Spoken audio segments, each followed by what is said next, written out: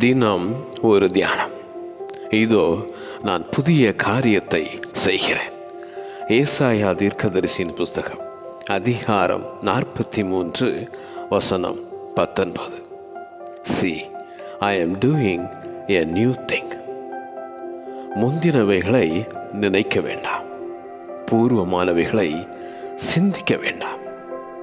வனாந்திரத்திலே வழியையும் அவாந்தர வழியிலே ஆறுகளையும் உண்டாக்கும் ஆண்டவர்.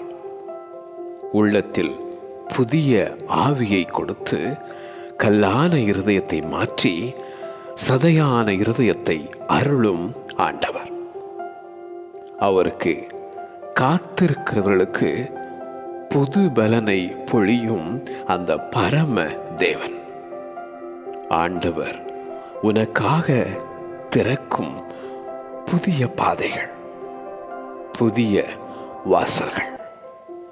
பழையவைகள் எல்லாம் ஒழிந்து போயின, எல்லாம் புதிதாயின. சகலத்தையும் புதிதாக்கும் பரிசுத்த ஆவியானவர். இதோ நான் புதிய காரியத்தை உன் வாழ்வில் செய்கிறேன். இதோ நான் புதிய காரியத்தை உனக்காக செய்கிறேன். ஆமென்.